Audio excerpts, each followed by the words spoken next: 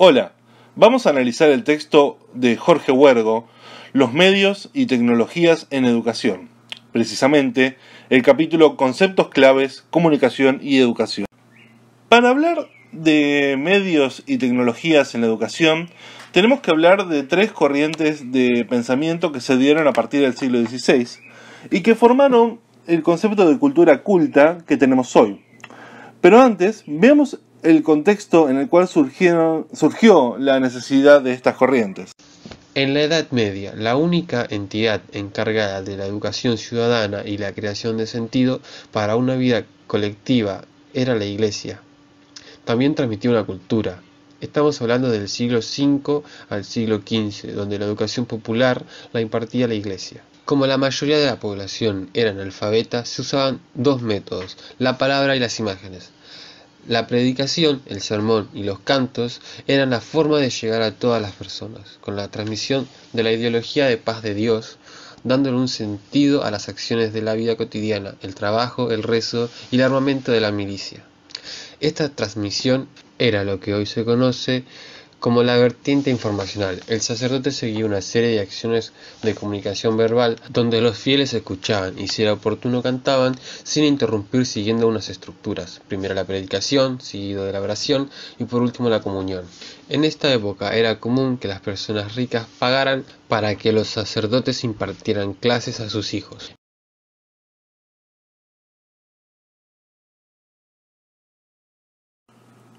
Muy bien. Entendiendo el contexto, veamos entonces lo que nos dice Jorge Huergo. Contractualismo.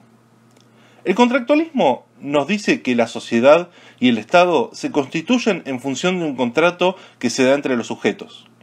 Este modelo privilegia el pacto social por sobre el conflicto. Nos habla de una comunicación armoniosa y transparente, es decir, el diálogo visto de forma clásica. Iluminismo. Movimiento filosófico que surgió entre los siglos XVII y XVIII. Surge como crítica al oscurantismo medieval, poniendo a la razón del estudio por sobre todas las cosas. Para la escolarización, pone en alza la ciencia, el estudio, la razón, la cultura académica por sobre las culturas populares.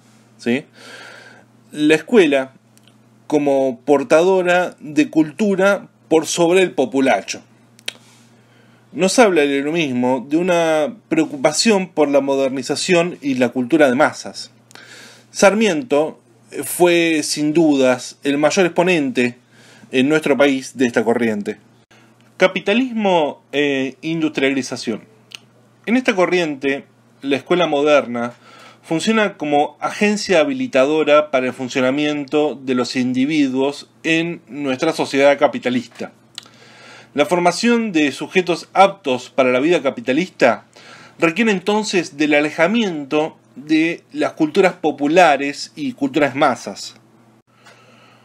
Huergo nos dice que la unión de estas corrientes de pensamiento de la cultura, entre comillas, culta, sacralizada, pone a la comunicación popular masiva y mediática en un lugar de amenaza. A partir de estos tres modelos viene el común análisis de la tecnología y la comunicación de forma descontextualizada y académica, que es lo que impera en la escuela, o sea, alejada de la realidad.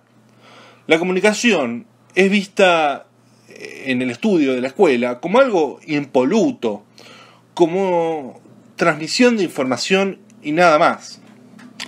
El autor nos habla de que esto último es mucho más difícil. La comunicación es un encuentro que presenta un conflicto, una lucha de poderes de nuestras propias ideas, una puesta en común que nunca va a ser armoniosa, sino que siempre va a ser conflictiva.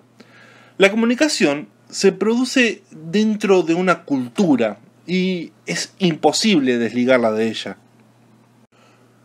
¿Cómo definimos entonces comunicación según Huergo?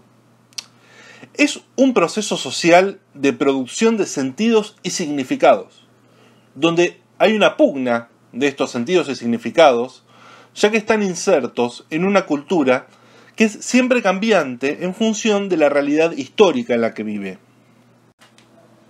Bien, ya hablamos de comunicación, pero ¿qué hay de la educación? Nos dice entonces el autor que hay tres miradas que traban la entrada de la tecnología y medios en la educación. La primera mirada, educación disciplinadora, rige la defensa del oculto frente a lo popular, lo mediático y masivo. La segunda mirada, la educación vista como preparación para, mira a la educación como un mero proceso para la preparación para el futuro. O sea, falla en la vista de la hora. Y por último, la tercera mirada es la de la lectoescritura, que es una educación secuencial, centrada en los libros e enciclopedias.